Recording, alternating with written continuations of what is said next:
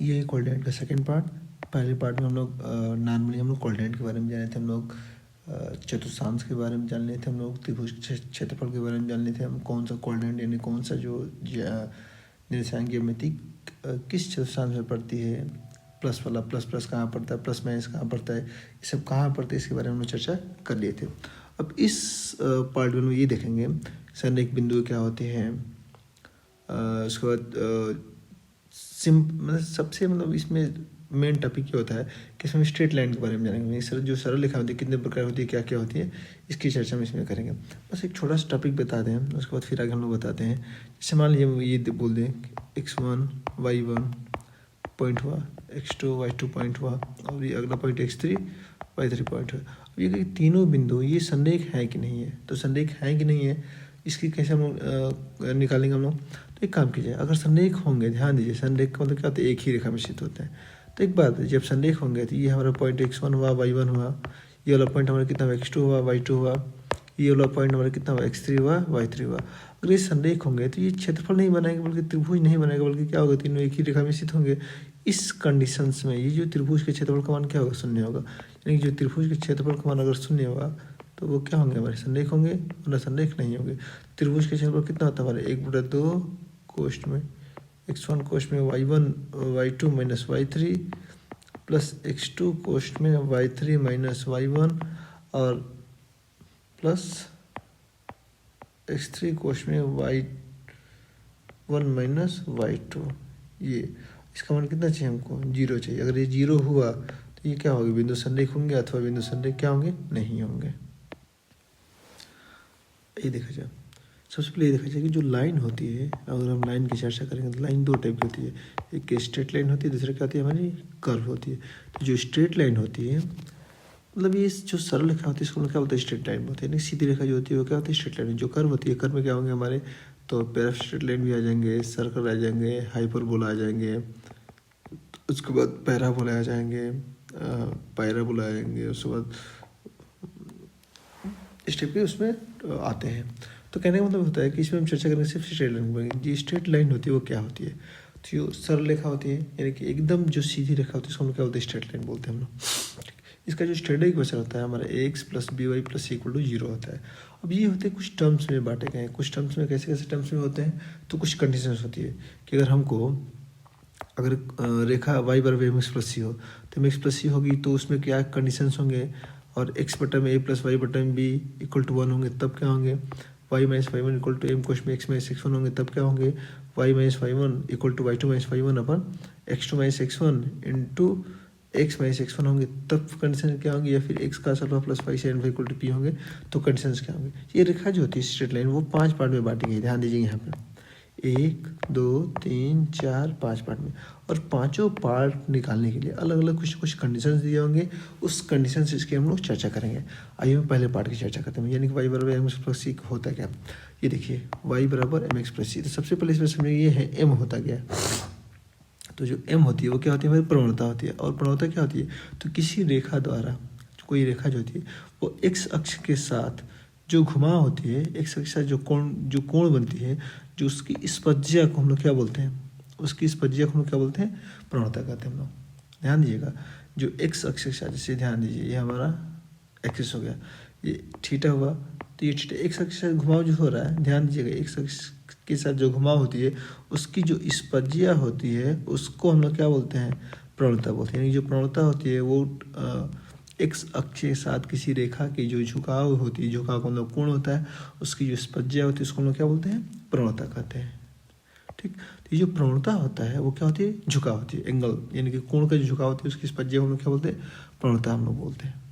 ठीक, अब देखिए तो m तो समझ गए, ये y और x क्या होता है, कोऑर्डिनेट होता है। ये हमारा c क्या होता है, तो c जो होता है उस रेखा द्वारा y अक्ष पे, ध्यान दीजिएगा y अक्ष पे धन दिशा में जो काटा गया अंतखंड होता है वो हमारा क्या होती है, c होती है। अब जैसे देखा जाए हम ये कहते हैं कि जो कोई रेखा है वो 30 अंश का कोण बना रही है, और y अक्ष पे काटा गया अंतखंड कितना है, 5 यूनिट इकाई है, तो रेखा क्या होगी, तो उस रेखा का समीकरण ज्ञात कीजिए। तो फार्मूला होता है मेरा y बराबर एम कोष्ठ एम एक्स प्लस सी होता है।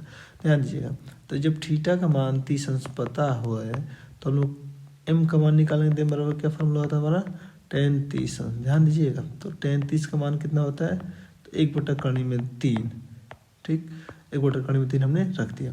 यहाँ रखे तो y बराबर 1/3 x प्लस c का मान कितना दिया हुआ है, 5 दिया हुआ है।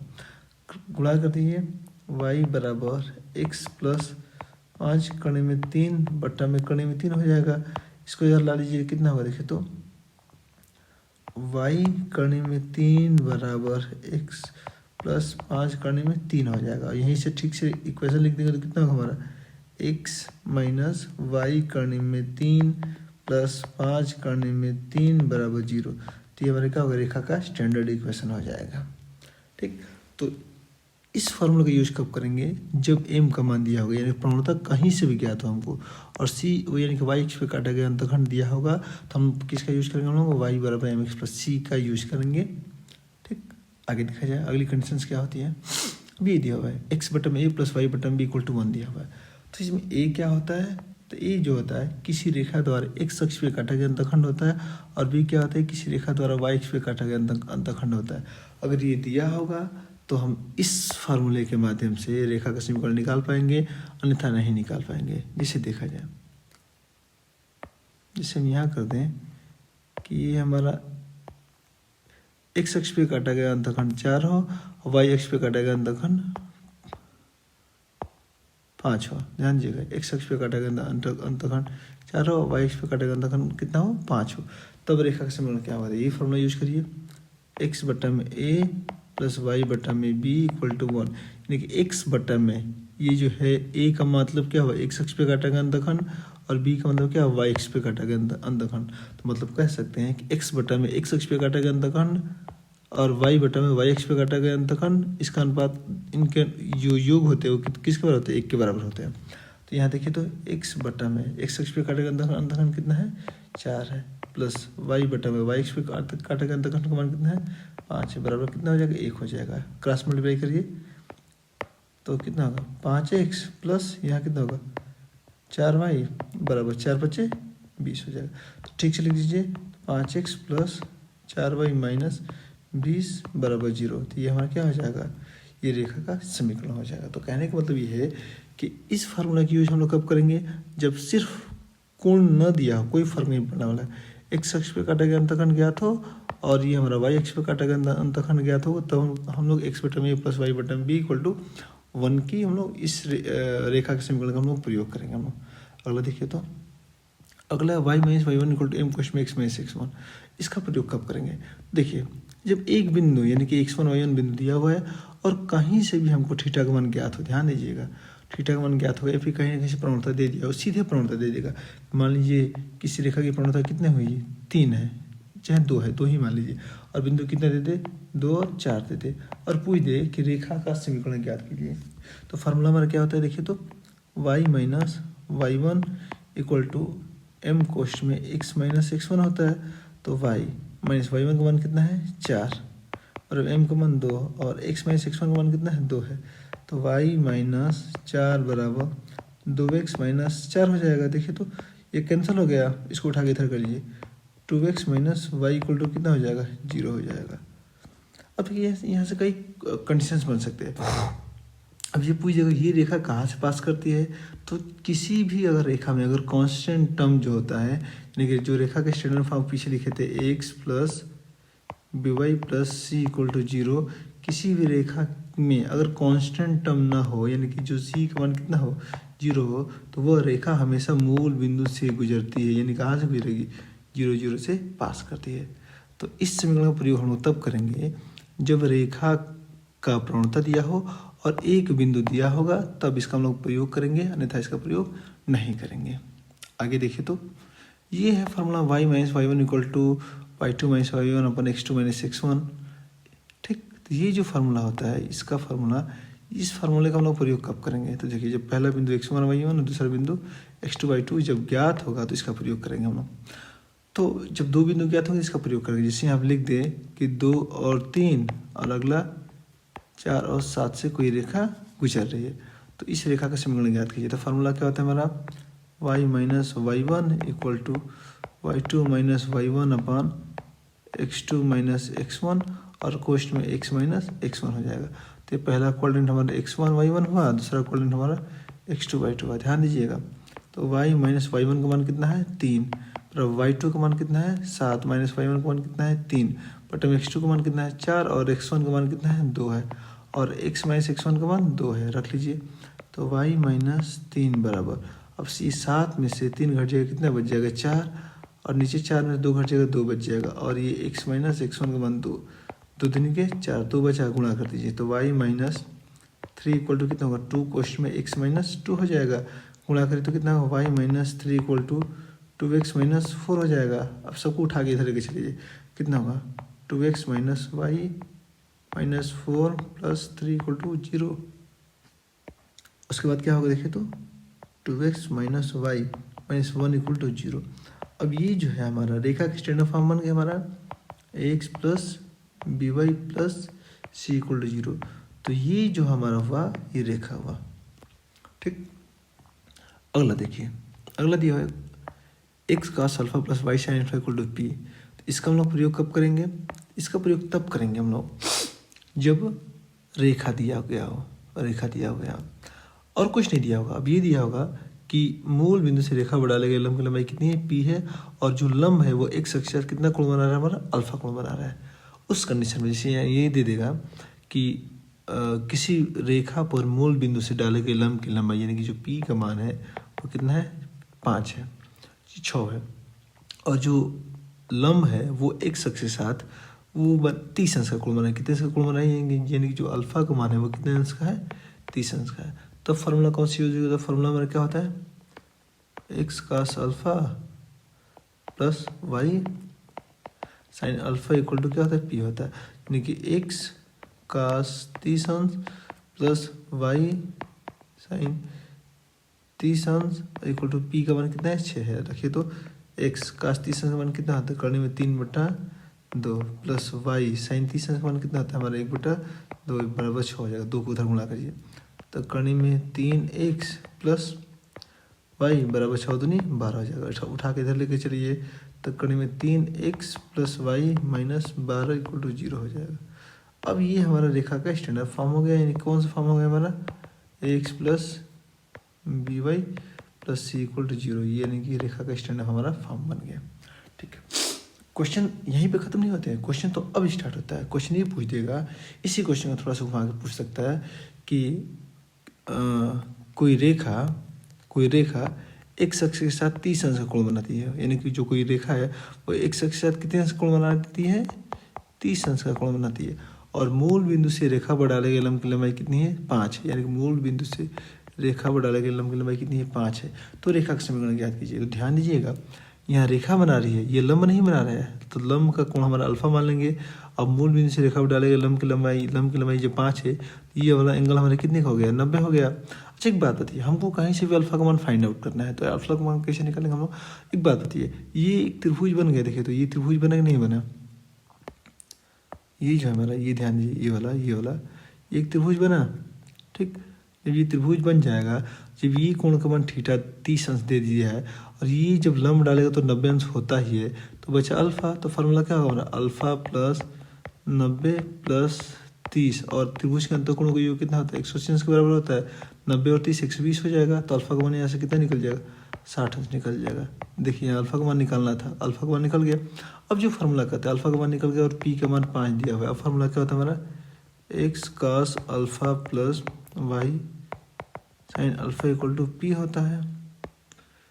तो देखिए x cos अल्फा का मान कितना, तो cos 60 कर दे plus y sine 60 equal to p का मान कितना है 5 है, रख लीजिए। तो x cos 60 का मान 1/2 प्लस y साइन 60 का मान करने में 3/2 बराबर कितना आ जाएगा 5। अब देखिए तो कितना होगा x प्लस y करने में 3 बराबर 10, ठीक से लिख दीजिए। x प्लस करने में 3y माइनस 10 इक्वल टू 0, ये हमारा सूत्र, ये रेखा निकल गया। कौन सी रेखा, यानी कि वह रेखा जो x अक्ष के साथ किस अंश का कोण बनाती है 30 अंश का कोण बनाती थी, और रेखा पर मूल बिंदु से डाले गए लंब की लंबाई कितनी थी p थी। तो इसका हमारा फार्मूला निकल गया। अब एक बात देखिए, जो फार्मूला निकलते हैं हम लोग कि किसी भी रेखा का मूल बिंदु से डाले गए लंब की लंबाई कितनी होती है, कैसे हम लोग निकालते हैं थोड़ा देखा जाए। तो मान लीजिए हमारी ये रेखा हुआ x plus b y plus c equal to 0। इस रेखा पर किसी भी बिंदु से, यानी कि हम मान लें यहाँ पे x1 y1 बिंदु से डाले गई लंब की लंबाई निकालना हो तो फार्मूला क्या होता है हमारा। तो जो लंब की लंबाई के लिए फार्मूला होता है हमारा p बराबर फार्मूला होता है ax1 plus B y1 plus सी बटा में root over a square plus b square. ये हमारा फार्मूला होता है, यानी किसी भी बिंदु से किसी रेखा पर डाले गए लंब की लंबाई होती है फार्मूला। जैसे हम फार्मूला लिख दिया है, फार्मूला यहाँ पे छोटी सी एग्जाम्पल के तौर पे हम बता रहे हैं, यानी कि 3x प्लस 4y प्लस 10 बराबर 0 पर हम बोल दें कि 2 और 5 से डाले गए लंब की लंबाई ज्ञात करना। कहाँ से निकालें, 2 और 5 से डाले गए लंब की लंबाई निकालना। तो ये कैसे निकालें हम लोग, तो ये जो लंब की लंबाई p बराबर फार्मूला क्या होता है हमारा ax1, यानी कि ये हमारा ax by plus c equal to 0 का फॉर्म में हो गया, और ये हमारा बिंदु x1 हुआ, ये हमारा बिंदु y1 हुआ। तो फार्मूला क्या होगा हमारा ax1 यानी कि 3 गुणे 2 प्लस 4 गुणे 5 प्लस 10 बटा में a का स्क्वायर प्लस b स्क्वायर होता है। a का मान कितना है हमारे यहाँ 3 और b का मान कितना है 4, तो 3 का वर्ग प्लस 4 का वर्ग। ध्यान दीजिएगा p का मान कितना होगा 3 दूनी 6 प्लस 4 पचे 20 और प्लस 10 बट्टा में 3 का वर्ग 9 और 4 का वर्ग 16, 16 9 25, 25 का वर्ग में कितना हो जाएगा 5 हो जाएगा। देखिए तो कितना है 20 10 30 36, यानी कि 36 बट्टा में 5 हो जाएगा। तो ये हमारा क्या होगा, किसी बिंदु से किसी रेखा पर डाले गए लंबी लंबाई होती है। और एक बात देखिए, यही हम कह दें कि मूल बिंदु से डाले गए लंबी लंबाई कितनी होगी, तो इसी रेखा पर यानी कि हम कह दें x plus b y plus c equal to 0 पर मूल बिंदु से डाले गए लंब की लंबाई, किस बिंदु से, मूल बिंदु से। तो फार्मूला हमारा क्या होगा p बराबर ax1 होगा तो ax1 का मान 0 प्लस b y1 का मान 0 प्लस c और बटन में फार्मूला क्या होता है हमारा root over a square plus b square होता है। तो ऐसे p का मान कितना निकल जाएगा, ये भी 0 ये भी 0, तो कितना बस c बटन में root over a square plus b square formula हो जाएगा। यानी किसी भी रेखा पर मूल बिंदु से डाले गए लंब की लंबाई जो होती है कांस्टेंट टर्म जो होता है उसमें सिर्फ कांस्टेंट टर्म ही आएगा ऊपर, और बट्टा में उसके जो x के गुणांक और y के गुणांक के वर्गों के योग का वर्गमूल होता है। ठीक। और एक बात, जैसे पीछे हम लोग बताए थे कि अगर हमको निकालना हुआ संरेख के लिए, तो संरेख के लिए अगर बिंदु 3 बिंदु दिया होता है तो हम निकाल चुके थे x1 y1, दूसरा बिंदु हम मान लें x2 y2, तीसरा बिंदु मान लें हम लोग x3 y3 मान लें। और ये इसको बताए थे पीछे अभी तुरंत इसके पहले कि अगर इसको संरेख सिद्ध करना होगा ये संरेख है कि नहीं है, तो उस कंडीशन में क्या होता है, ये हमारा a बिंदु, ये b बिंदु, ये c बिंदु, तो जो त्रिभुज हमारा a b c का जो क्षेत्रफल होगा कितना होगा 0।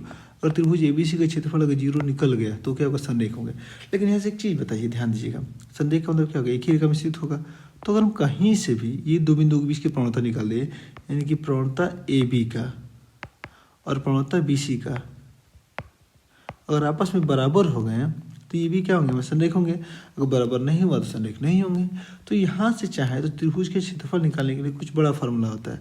कितना फार्मूला होता है हमारा, 1/2 कोष्ट x1 कोष्ट में y2 minus y3 plus x2 कोष्ट में y3 माइनस y1 और प्लस x3 कोष्ट में y1 minus y2 equal to कितना होगा हमारे पास 0 होता है। अगर ये 0 होगा तो ये क्या होगा, संरेख होगा, अन्यथा संरेख नहीं होगा। लेकिन अगर यहाँ से हम लोग देखा जाए तो एक चीज़ देखिए, पीछे हमने जो फार्मूला बताया था हमने, थोड़ा यहाँ नोटिस कर लीजिए, थोड़ा यहाँ पे आइए, ये देखिए इस फार्मूले में इन दो फार्मूले जो हैं ये दोनों फार्मूलों को ले लीजिए, एक साथ लिया जाए, इन दोनों फार्मूलों को एक साथ लिया जाए, थोड़ा देखा जाए। हाँ जी, फार्मूला क्या था हमारा, y minus y1 equal to m question में x माइनस x1 था, ध्यान दीजिएगा, x माइनस x1। और फार्मूला क्या था हमारा, y minus y1 equal to y2 minus y1 बटा में x2 माइनस x1, और ये क्वेश्चन में x माइनस x1 था। अब एक बात बताइए, इन दोनों को भाग दीजिए जाए, तो भाग देंगे तो ये से कैंसिल, इससे ये कैंसिल, इधर एक बच जाएगा, इसका गुणा इधर, तो यहाँ से कितना मिल जाएगा हमको, y2 माइनस y1 बटा में x2 माइनस x1 का मान m के बराबर हो जाएगा। तो कहने का मतलब ये होता है कि m का जो मान होता है, यहाँ से m का मान एम का मान जो होगा वो टेन थीटा के बराबर भी होता है, और ये दो बिंदु अगर दिए हों तो दोनों बिंदुओं का अंतर यानी कि y2 माइनस y1 बटा में x2 माइनस x1 के बराबर भी होता है। और एक फार्मूला होता है एम का, वो भी अभी बता दे रहे हैं हम लोग। ठीक, तो पहले थोड़ा इसकी चर्चा कर लीजिए। तो यहाँ से अगर प्रवणता दो बिंदु के बीच के निकालना हो तो कितना होता है फार्मूला, y2 माइनस y1 बटा में x2 माइनस x1 हो जाएगा, और जो बराबर कितना होगा, BC की बात करते तो BC कितना हमारा देखिए तो y3 माइनस y2 बटा में x3 माइनस x2 हो जाएगा। ठीक, ये हमारा फार्मूला हो जाएगा। आइए एक चीज़ और देखा जाए। अब ये जो होता है किसी भी जैसे जो रेखा का जो स्टैंडर्ड फॉर्म होता है, हमारा स्टैंडर्ड फॉर्म होता है वो हमारा ए होता है, ax plus by plus c equal to 0 होता है। अब यहाँ से रेखा के मुख्य रूप से जो होते हैं तीन फॉर्म होते हैं, एक प्रवणता फॉर्म होते हैं, प्रवणता रूप होती है, एक अंतःखंड होती है, अंतःखंड रूप, और तीसरा क्या होता है हमारा लंब रूप। ध्यान दीजिएगा, लंब रूप होती है, तीनों रूप होते हैं। तो प्रवणता रूप में जो रेखा क्या होती है हमारा, तो y बराबर mx प्लस सी वाली फॉर्म होती है। ध्यान दीजिएगा, ये जो होते हैं x बटा में a प्लस y बटा में b इक्वल टू 1 वाली फॉर्म होती है। ये जो फॉर्म होता है हमारा x cos alpha plus y sine alpha equal to p form होती है। ध्यान दीजिएगा, तो कहने का मतलब ये होता है कि अगर इस रेखा को अगर हम प्रवणता रूप में बदले तो कैसे कैसे चेंज होता है। तो देखिए इसको इस रूप में हम लोग चेंज करेंगे, तो देखिए तो यहाँ कितना होगा, ax plus by plus c equal to 0 है। आगे ले लीजिए, ax plus by plus c equal to 0 है। इसको किस रूप में चेंज करना है हमको, प्रवणता रूप में, यानी कि इसको इसका जो रूप होगा वो चेंज होगा हमारा y बराबर mx प्लस सी। और एक चीज़ ध्यान दीजिएगा, थोड़ा सा इन दोनों के c के बनावट में अंतर कर दे थोड़ा सा, ये c जो है कांस्टेंट टर्म है, और ये जो c है वो y अक्ष पे काटा गया अंतःखंड है, y अक्ष पर काटा गया अंतःखंड। ठीक, ये c अचर पद होता है, अचर पद तो ये भी होता है लेकिन y अक्ष पे काटा गया अंतःखंड होता है। तो इसको हमको किस रूप में चेंज करना है, इस रूप में चेंज करना। अच्छा एक बात बताइए, इसको लिख सकते हैं हम लोग x plus by plus c equal to 0 हो जाएगा। तो इसको सबको उधर भेज दीजिए, क्योंकि यहाँ सिर्फ अकेले y है। यहाँ कितना होगा देखिए तो by बराबर माइनस x हो जाएगा, और ये माइनस सी हो जाएगा। यहाँ सिर्फ y रखिए तो y बराबर कितना होगा, माइनस a बटा में bx, और ये माइनस सी बटा में b हो जाएगा। अब एक बात बताइए, इसकी तुलना हम इससे कर देंगे। फार्मूला क्या हमारा, y बराबर mx प्लस ये c से थोड़ा डिजाइनिंग सी है, ध्यान दीजिएगा डिजाइनिंग सी है, इसे तुलना करेंगे। ये c क्या है, y पे काटा गया अंतःखंड है। तो एक बात बताइए, अगर इस रेखा से तुलना करेंगे तो यहाँ y तो ठीक है, m का गुणांक x भी ठीक है, यहाँ जो m का मान कितना आ रहा है माइनस ए अपन बी, यहाँ से m का मान कितना आ गया माइनस ए अपन बी, और ये जो c है इसका मान कितना आ गया तो माइनस सी अपन बी के रूप में आ गया। ध्यान दीजिए ये भी c है। ठीक, एक बात बताइए, ये जो हमारा m है माइनस ए अपन बी, तो ये हमारा क्या है x का गुणांक, ये b क्या है y का गुणांक। तो अगर हमको रेखा x plus p y plus c equal to 0 के फॉर्म में हो, उस कंडीशन में अगर प्रवणता पूछ दे, जैसे यहाँ पर लिख दें हम 3x plus 4y plus 6 equal to 0 कर दे, नॉर्मली कर दे, पूछिए यहाँ से प्रवणता कितनी होगी, तो प्रवणता यहाँ से कितनी होती है तो m का मान होगा माइनस 6 का गुणांक और बट्टा में y का गुणांक, यानी कि प्रवणता कितनी हो जाएगी तो माइनस 3 बट्टा में 4 हो जाएगी। और यहीं से पूछते हैं कि y अक्ष पे काटा गया अंतःखंड कितना होगा, तो जो c का मान होता है माइनस सी अपन b हो जाएगा। तो माइनस सी का मान कितना है देखिए तो माइनस 6 बट्टा b का मान कितना है हमारे पास 4 है, क्योंकि इसकी तुलना तो हम करेंगे ना x plus b y plus c equal to 0 से हम लोग करेंगे। a का मान कितना हो जाएगा 3 हो जाएगा, b का मान 4 हो जाएगा, और c का मान यहाँ कितना हो जाएगा 6 हो जाएगा। तो ये c और ये c क्या है हमारी y अक्ष पे काटा गया अंतःखंड है, इसका मान पूछेगा तो कितना होगा माइनस सी अपन b, तो माइनस सी अपन बी कटा पीटा देगा तो कितना होगा माइनस 3 बट्टा में 2 हो जाएगा, y अक्ष पे काटा गया अंतःखंड कितना है माइनस 3 अपन 2 मिल जाएगा। तो यहाँ से अगर देखा जाए एक प्रवणता का फार्मूला और मिलता है हमको, जो प्रवणता हम लोग पीछे लिखे थे, हम लोग प्रवणता पीछे लिखे थे हम लोग प्रवणता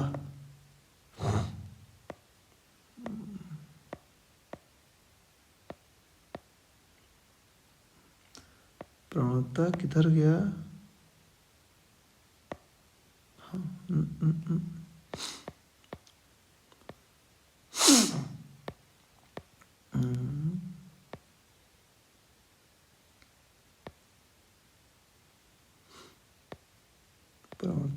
प्रवणता हाँ यहाँ नहीं है। हाँ यहाँ देखिए, ये जो प्रवणता हम लोग लिखे हैं यहाँ से m का मान कितना हमारे पास दिखे तो एक होता है हमारे पास टेन थीटा, एक होता है हमारा y2 माइनस y1 बट्टा में x2 माइनस x1 होता है, और एक होता है ये माइनस x का गुणांक बट्टा में y का गुणांक, ये प्रवणता होता है। इसको याद कर लीजिएगा थोड़ा सा, ठीक। तो प्रवणता के हमारे 3 फॉर्म मिल गए। अगला देखा जाए, अगला जो है ये किस रूप में चेंज हुआ था हमारा, तो ये जो रेखा के स्टैंडर्ड फॉर्म था ये हमको चेंज हुआ प्रवणता रूप में, ठीक। अब देखते हैं हम लोग अंधखंड रूप में चेंज किया जाए। रेखा हमारा क्या है, ax plus b y plus c equal to 0। इसको चेंज किस में करना है, अंतखंड रूप में। अब इसको चेंज करना है अंतखंड रूप में, क्योंकि अंतखंड रूप कितना होता है हमारा, तो x upon a plus y upon b equal to 1 के फॉर्म में होता है, ध्यान दीजिएगा। अब एक बात बताइए, जब इस फॉर्म में होता है इसको चेंज करना हो तो इसको लिख सकते हैं हम, ध्यान दीजिए यहाँ से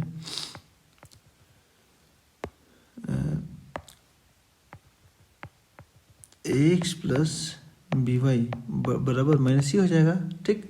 यहाँ कितना है, सिर्फ 1 है, तो ये 1 कब आएगा, तो यही जो सी है, ध्यान दीजिए इस सी को हमको 1 करना है। ये सी में 1 कब होगा, तो दोनों पक्षों में माइनस सी से भाग देने पर 1 हो जाएगा। तो यहाँ देखिए तो माइनस सी बट्टा में माइनस सी और ये बट्टा में माइनस सी हो जाए, तो ये भी 1 कट के हमारा 1 हो जाएगा, नहीं हो जाएगा, 1 हो गया। अब यहाँ देखिए कितना बचा, तो ए एक्स बट्टा में minus c plus b y बट्टा में माइनस सी इक्वल टू 1 आ गया। अब यहाँ देखिए यह ऊपर सिर्फ x है, यहाँ सिर्फ y है, ठीक, कोई गुणांक नहीं चाहिए। तो ये इस यहाँ इसको हम ऐसे भी लिख सकते हैं, x बट्टा में माइनस सी बट्टा में 1 कर देंगे, क्योंकि a का ऊपर गुणा हो तो ऊपर चला जाएगा। ये देखिए तो y बट्टा में माइनस सी अपन b हो जाएगा इक्वल टू 1 के बराबर होगा। अब एक बात बताइए, x बट्टा में x अक्ष पे काटा गया अंतखंड यानी कि c बट्टा में a, यही तो हमारा a है ना, ध्यान दीजिएगा यही तो हमारा a है, प्लस y बट्टा में माइनस सी अपन b हो जाएगा, तो यही तो हमारा b है ना, और ये बराबर इक्वल टू 1 के बराबर होता है। तो अगर यहाँ से कोई पूछ दे कि a का जो मान कितना होता है, तो a का मान कितना होता है हमारे पास, माइनस सी अपन a हो जाएगा, और यहाँ से b का मान कितना होगा हमारे पास, तो माइनस सी अपन b होगा, यानी कि x अक्ष पे काटा गया अंतखंड माइनस सी अपन a और y अक्ष पे काटा गया अंतखंड कितना माइनस सी अपन b होगा।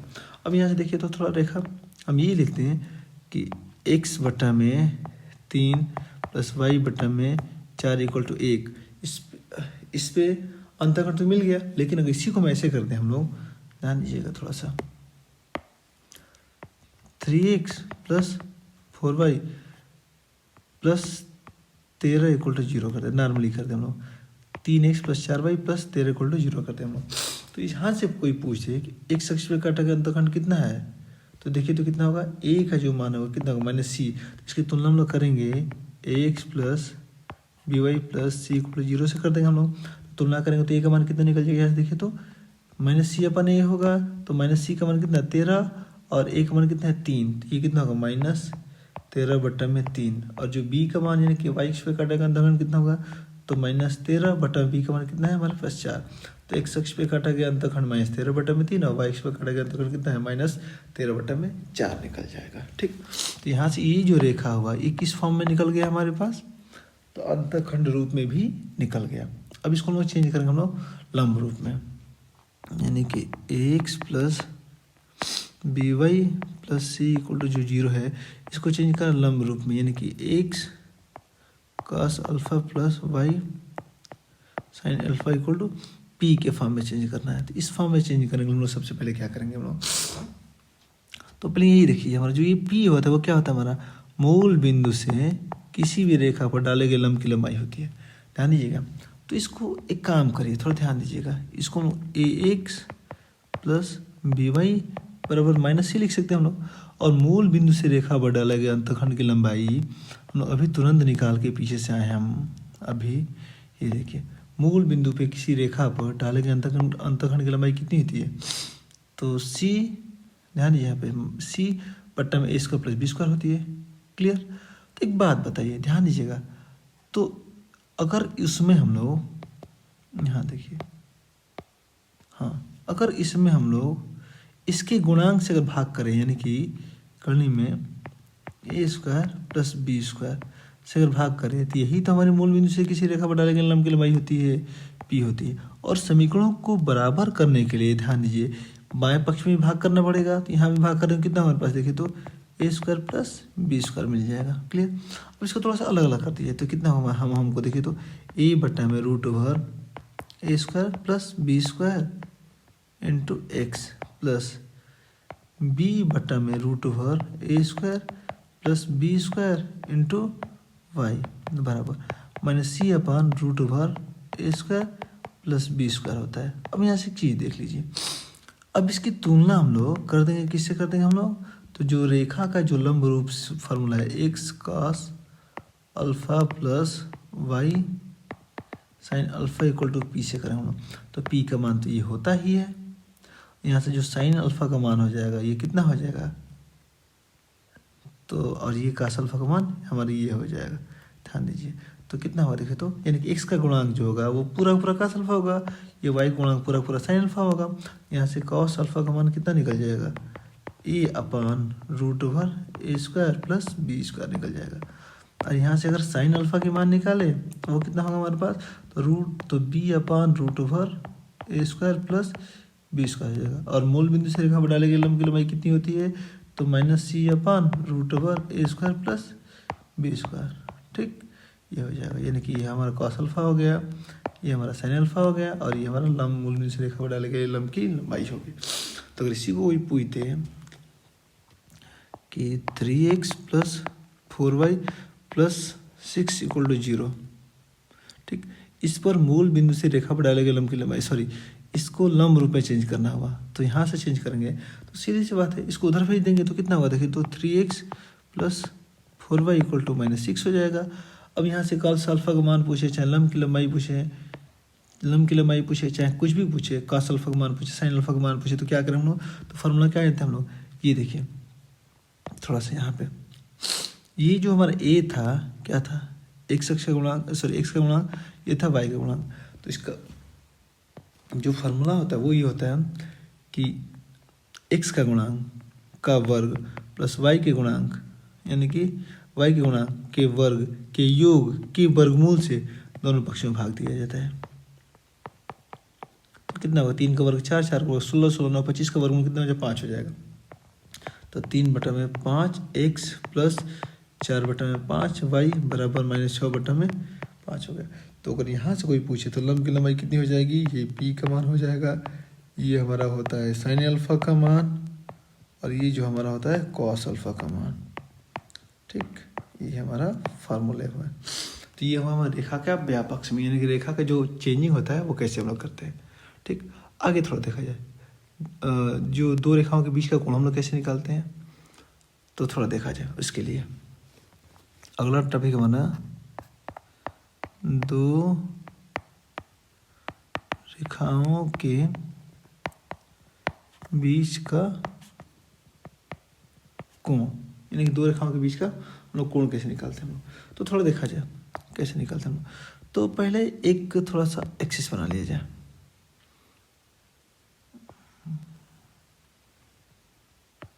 ये हमारा चतुर्थांश हो गया, यानी कि एक्स एक्सिस हुआ। अब जब दो रेखा की बात करेंगे, थोड़ा सा इसको ऐसा करते हम लोग कि थोड़ा सा इसको यहीं पे काट दे, बस समझने के लिए। ये हमारी, ये जो हमारा हुआ, ये लाइन फर्स्ट है, ये लाइन हमारी सेकेंड है। अब एक बात बताइए, हम ये कहें, मान लीजिए कि जो पहली लाइन है वो एक्स अक्ष के साथ θ1 एंगल बना रही है, और जो दूसरी लाइन है वो एक्स अक्ष के साथ θ2 एंगल बना रही है।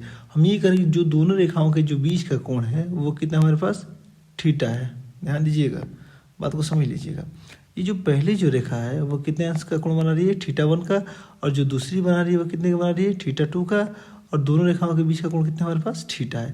जब ये थीटा होगा तो ये भी हमारा कितना होगा, थीटा होगा ना। ठीक है, अच्छा एक बात बताइए, थोड़ा यहीं से ध्यान दीजिएगा। और यहाँ से ये लिखे कि जो θ2 का मान है वो θ1 और प्लस थीटा के योग के बराबर है कि नहीं है, तो यहाँ से कितना हो जाएगा, थीटा 1 प्लस थीटा के बराबर हो जाएगा। यहाँ से सिर्फ दो रेखाओं के बीच का कोण थीटा निकालना हुआ तो कितना हमारे पास थीटा 2 माइनस थीटा 1 हो जाएगा। क्लियर। अच्छा एक बात बताइए, थोड़ा ध्यान दीजिएगा यहीं से। अगर ये जब पहली रेखा का कोण जब थीटा 1 होगा तो यहाँ से इसकी प्रवणता को हम m1 मान लें, m1 का मान कितना होगा tan थीटा 1 नहीं हो जाएगा। और दूसरी जो रेखा है वो x के साथ थीटा 2 कोण बना रही है, सॉरी, तो इसका जो प्रवणता जो होगा यहाँ कितना होगा m का मान ये tan थीटा 2 नहीं हो जाएगा, हो जाएगा। तो एक काम करते हैं, यहाँ दोनों तरफ tan ले लें, इसको दोनों तरफ tan ले लेंगे तो देखिए तो फार्मूला क्या होगा हमारे पास, जब दोनों तरफ tan लेंगे तो tan जो थीटा होगा वो कितना होगा tan थीटा 2 माइनस थीटा 1 हो जाएगा। 1 माइनस 2, 2 माइनस, देखो या तो अंतर जो होता है, अंतर क्या होगा 1 2 या फिर 2 1 कुछ भी लिख सकते हैं हम लोग। तो यहाँ से tan a माइनस b का फॉर्मूला क्या होता है tan a plus tan a minus tan b upon 1 minus tan tan b। यहाँ से कितना होगा देखिए तो tan theta 2 minus tan theta 1 और बट्टा में 1 plus tan theta 2 into tan theta 1 हो जाएगा। अब ये जो tan थीटा 1 है उसको हम m1 मान सकते हैं, जो tan थीटा 2 है उसको हम m2 मान सकते हैं। तो यहाँ से tan थीटा किधर निकल जाएगा, जो tan थीटा का मान निकल जाएगा कितना होगा m2 माइनस m1 बटा में 1 प्लस m1 m2 चाहे m2 m1 कर सकते हैं। इसको चाहे तो हम लोग ऐसे भी लिख सकते हैं, हम लोग जो tan थीटा हुआ उसको हम लोग चाहें तो ये चूंकि थीटा क्या होता है अदिश राशि होती है और थीटा क्या होता है दो रेखाओं के बीच का कोण होता है, तो कोण जो होता है वो पॉजिटिव नेगेटिव नहीं होती। इसको चाहे तो हम लोग m1 माइनस m2 अपान 1 प्लस m1 m2 भी लिख सकते हैं। और यहाँ से अगर थीटा का मान निकालेंगे तो कितना होगा tan inverse m1 minus m2 अपान 1 प्लस m1 m2। ठीक, ये हमारा थीटा का मान हो जाएगा। तो कहने का मतलब होता है कि दो रेखाओं के बीच का कोण अगर निकालना होगा तो क्या होता है प्रवणताओं, अगर कोण दिया होगा तो निकल पाएगा, नहीं भी दिया होगा तो भी निकल जाएगा। कैसे निकलता है थोड़ा देखा जाए तो फार्मूला में कुछ याद रखना है। फार्मूला ये है हमारा, फार्मूला कि जो tan थीटा होगा, यहाँ सीधी दो रेखाओं के बीच का कोण जो tan थीटा होता है तो कितना होगा m1 माइनस m2 अपान 1 प्लस m1 m2 के बराबर होता है। अब यहीं से हम लोग कैसे निकालते हैं, तो मान लीजिए पहला रेखा दे दे 3x plus 4y equal to 12 कर दे, और दूसरा रेखा कर दे हम लोग 5x plus 12y equal to 65 कर दे, और पूछ दे कि दोनों रेखाओं के बीच का कोण निकालना है। तो एक काम करिए, यहाँ से जो m का मान होगा m1 का मान होगा वो कितना होगा, तो यहाँ से फार्मूला में जाते हैं कि -1 का गुणांक बट्टा में y का गुणांक, तो -3 बट्टा में हम लोग सीधे 4 लिख देंगे। यहाँ से जो m2 का मान होगा कितना होगा, तो सेम वही प्रोसेस -1 का गुणांक और बट्टा में y का गुणांक, यहाँ m1 m2 निकल गया। अब क्या निकालना है, दोनों रेखाओं के बीच का कोण निकालना है। तो यहाँ से tan थीटा का मान कितना हो जाएगा, तो फार्मूला क्या होता है हमारे पास m1 माइनस m2 अपान 1 प्लस m1 m2 होता है। तो m1 का मान कितना है हमारे पास, तो -3 बट्टा में 4, m2 का मान कितना है तो -5 बट्टा में 12 और बट्टा में 1 प्लस m1 m2, तो -3 बट्टा में 4 इंटू -5 बट्टा में 12। ठीक, आगे देखा जाए ये माइनस में प्लस हो जाएगा, तो आगे क्या होगा हमारे पास, तो tan थीटा इक्वल टू कितना होगा देखिए तो माइनस में प्लस हो जाएगा, तो -3 बट्टा में 4 प्लस 5 बट्टा में 12 और बट्टा में 1 और प्लस ये माइनस मिलकर क्या होगा प्लस हो जाएगा। और देखिए तो 3 चौके 12 कर दें यहाँ पे तो कितना होगा 5 बट्टा में 16 हो जाएगा, ये 5 बट्टा में हमारा हुआ 16 हो गया। ऊपर हल्के दोनों कैल्शियम कितना 12 होगा, तो या फिर दोनों पक्षों में 3 से गुणा कर दी जाए आंसर हर में, तो ये भी 12 ये भी 12, कैलकुलेशन के लिए आसानी होगा। तो क्या कर दे गुणा 3 कर दे, गुणा 3 कर दे। अब ये मत कोई नया नियम नहीं है, बस हर बराबर करने के लिए। तो ऊपर कितना 12, अब जब हर बराबर होता है तो बट्टा में कितना होगा 12 हो जाएगा, और 5 में 9 हो जाएगा, तो यानी कि -9 प्लस 5 बट्टा में देखिए तो 16 में 16, 16 5 कितना होता है हमारे पास 21 बट्टा में 16, 21 बट्टा में 16 हो जाएगा। तो ऊपर कितना हुआ देखिए तो -4 बट्टा में 12 बट्टा 21 बट्टा में 16, सबसे नीचे वाला सबसे ऊपर, ये वाला यहाँ पे। तो कितना होगा tan थीटा का मान, तो tan थीटा बराबर कितना होगा, तो -4 गुणे 16 बट्टा में 21 गुणे 12, कटा दीजिए 4 चौका 16 4 12, ऊपर कितना होगा 4 चौका 16 -16 बट्टा में 21 है 63। अब तो कुछ कटने वाला है नहीं, तो यहाँ से जो थीटा का मान हो जाएगा, या तो टेन थीटा का मान उतना रख लीजिए, फिर थीटा का मान टेन इनवर्स -16/63 रख लीजिए। ठीक, ये हमारा क्या होगा, आंसर हो जाएगा। कब, जब दो रेखाएं दी गई हो तो उनके बीच का कोण कितना होता है, इतना होता है। ठीक, इतना। आगे हम लोग क्वेश्चंस देखेंगे हम लोग, और उसके बाद क्वेश्चंस किस टाइप के पूछते हैं इसके बारे में चर्चा करेंगे।